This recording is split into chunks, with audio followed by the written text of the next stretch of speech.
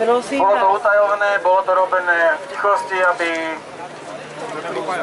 to nebolo zrušené hneď na začiatku.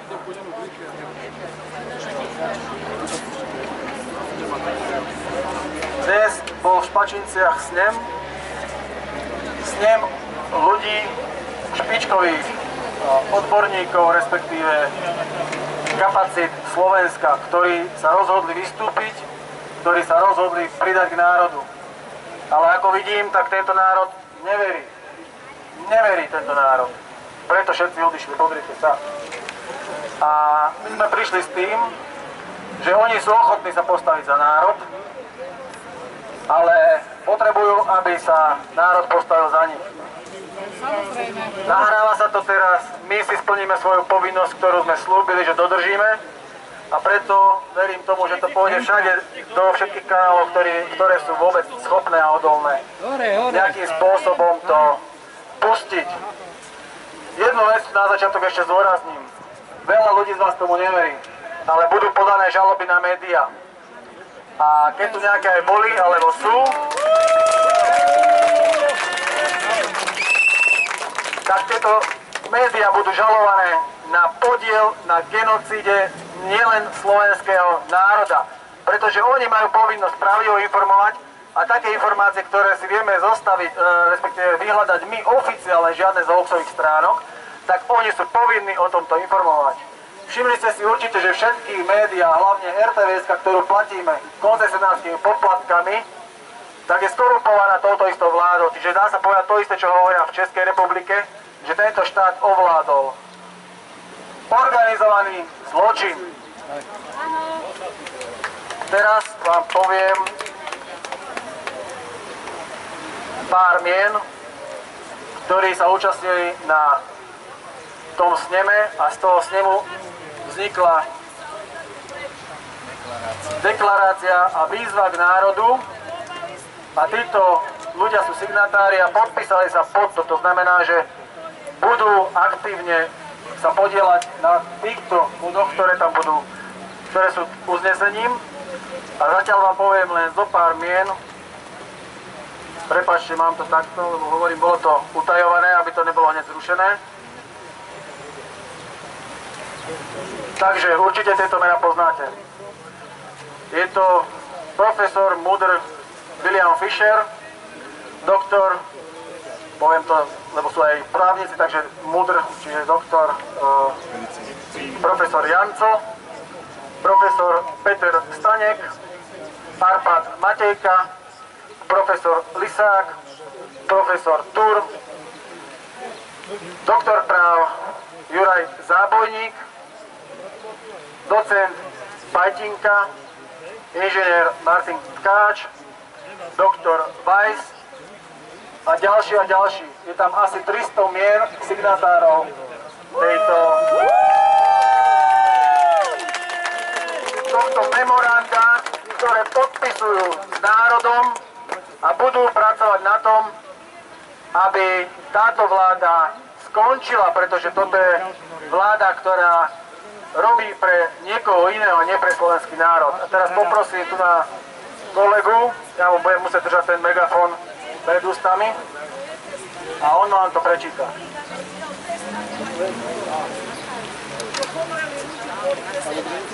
My, národ slovenský, pamätajúc na politické a kultúrne dedičstvo svojich predkov a na stáročné skúsenosti zo zápasov o národné bytie a vlastnú štátnosť v zmysle cyrilometodského duchovného dedičstva a historického odkazu Veľkej Moravy, vychádzajúc z prirodzeného práva národov na sebaurčenie, spoločne s príslušníkmi národnostných menšín a etnických skupín žijúcich na území Slovenskej republiky, v záujme trvalej mierovej spolupráce s ostatnými demokratickými štátmi, usilujúca o uplatnenie demokratickej formy vlády, záruk slobodného života, rozvoja duchovnej kultúry a hospodárskej prosperity, teda my, občania Slovenskej republiky, uznášame sa prostredníctvom svojich zástupcov na Ústave SR.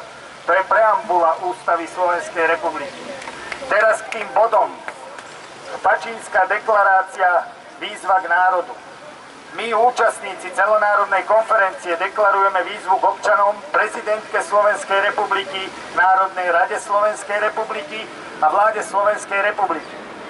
Za prvé, dôrazne žiadame prezidentku Slovenskej republiky Zuzanu Čaputovú, predsedu Národnej rady Slovenskej republiky Borisa Kollára a predsedu vlády Slovenskej republiky Eduarda Hegera k návratu dodržiavania ústavných práv a slobôd občanov, ako aj dodržiavanie ľudských práv vyplývajúcich z Charty OSN. Za druhé, žiadame zrušiť zákony, ktoré nie sú v súlade s ústavou Slovenskej republiky.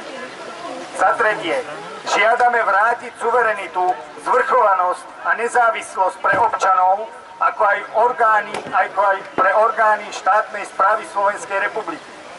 Za štvrté, dôrazne žiadame poslancov Národnej rady Slovenskej republiky, ktorým nie je ľahostajný osud nás občanov Slovenskej republiky, aby sa zdali svojho mandátu poslanca Národnej rady Slovenskej republiky. Zároveň vyzývame náhradníkov do Národnej rady Slovenskej republiky, aby svoj mandát náhradníka neuplatňovali. Žiadame vládu a parlament Slovenskej republiky zrušiť neoprávnené pandemické opatrenia, ako aj nimi zriadené pandemické komisie a rešpektovať názory nezávislej odbornej verejnosti na riešenie problémov. Za šieste, dôrazne žiadame zabezpečiť objektívne informácie pre verejnosť, zvlášť vo verejnoprávnych inštitúciách. Za siedme, žiadame zastaviť neobjektívnu a účelovú reklamnú kampaň tzv. Pandemickej situácie. Po 8. dôrazne žiadame zastaviť experimentálne očkovanie obyvateľstva s neoverenými vakcínami a zvlášť našich detí. Tuto by som sa pozastavil. Pre upresnenie, ono sa nejedná o vakcínu, pretože vakcína má úplne iný význam. Vakcína sa vyvíja 20 rokov. Treba. Po 9. vyzývame kompetentné orgány na vyvodenie trestnoprávnej zodpovednosti. Ešte raz by som to zopakoval pre kamarádov od polície, antikonfliktný tím, kriminálku Slovenskej republiky. To sa týka vás. Vyzývame kompetentné orgány na vyvodenie trestnoprávnej zodpovednosti voči kompetentným osobám a inštitúciám za zneužitie právomocí.